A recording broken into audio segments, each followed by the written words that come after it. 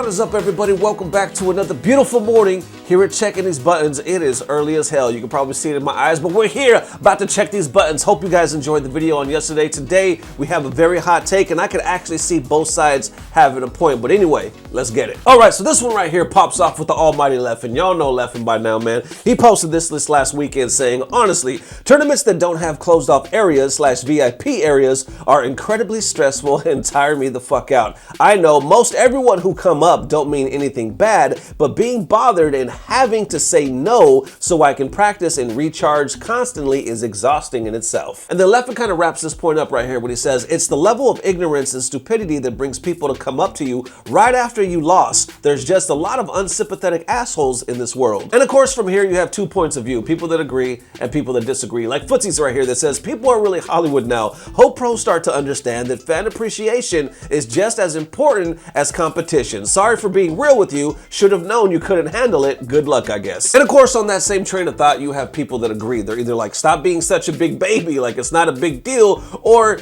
you know, the fans are really important. Stop being so Hollywood and just deal with it like everybody else does. And then of course, others see it from a different point of view, like Everest here that says, I disagree. Pro players have a lot more pressure on them at tournaments. Fans, sponsorship, supporting themselves. Esports is a different beast, man. Yeah, celebrities and athletes do deal with this, but at events, there's always a clear barrier between fans and competitors. And then Footsie's response saying, I do agree that there's a lot more pressure on top players who make a living or who want to, but without the fans there's no one to play for. Your image and your fan base is just as important to sponsors as your success in competition, sometimes more than how many times you make top 8. And of course, you do have others that continue to see it from the other perspective, like, no, that doesn't make any sense. A very popular argument is the sports analogy right here that Less Than points out, saying, I'm gaff from a Leffen fan, but try dabbing up LeBron James or Serena Williams after a hard loss. Y'all wild. Yeah, the fans are core, but if he wasn't a top player, he definitely wouldn't have any fans. And then Armada actually comes in, he says, you know what? Leffen has a point right here. He says, as someone that used to be there, what Leffen says is true. I also know people didn't mean anything bad, but as a competitor, you need your breaks. And then Leffen pretty much wraps it up right here saying, I also just want to say thanks for all the support. Some people need to chill a bit, LOL, but I know you all have good intentions. Sorry I don't have time to do a meet and greet. There you have it, everybody. Thank you for watching. Hope you enjoyed the video. Definitely let me know how you feel about this, because I mean, it can go either way. On one hand,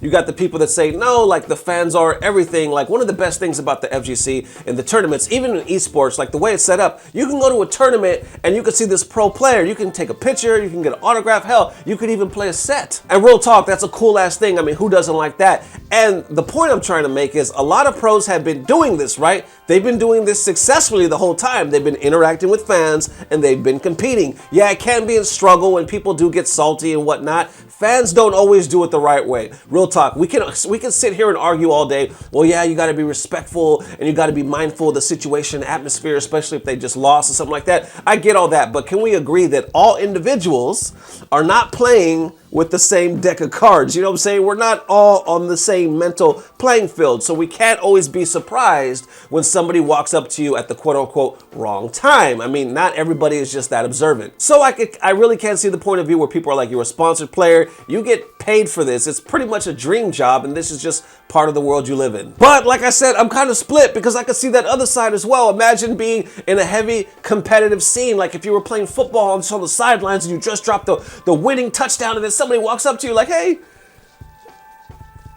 can I get a pic? So what do you think at the end of the day? Is the FGC, are video game competitors really that much different than professional players where you can say, nah, it's not the same thing, or it's exactly the same thing? But in the end, that's exactly it. Like, how would we go about all this? That's the question. Thank you guys for watching. Hope you enjoyed this video. Real quick, I want to give a special shout out to a fan all the way from Africa, man. DM me the other day, but going by the name of Kevin Durst, aka VE from Valentino Entertainment, the K.I.D. So this young man is not only from Africa, but he's the best Street Fighter player in Africa, and he'll be coming to the States for the first time this year at EVO. So this is going to be godlike. I was talking to him, learning about all this. So I was like, holy shit, let's see what Africa got. So big up to you, K.I.D, aka Kevin Durst. Thank you for reaching out. Thank you for all the love. I'll put the link to his Twitter. If you want to follow him, man. Show him some love. Thank you guys for watching. See you bright and early tomorrow morning.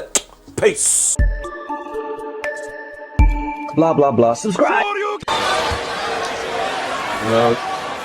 Wait. But I tell you what, purple shirt man got to sit down. and somebody's got to control. I think This is number one bullshit.